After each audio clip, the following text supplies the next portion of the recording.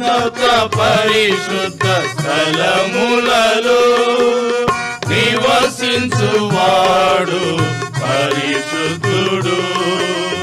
ఉన్నత పరిశుద్ధ స్థలములలో నివసించువాడు పరిశుద్ధుడు. అయినను నలిగిన వినయపు దీన మనసులో.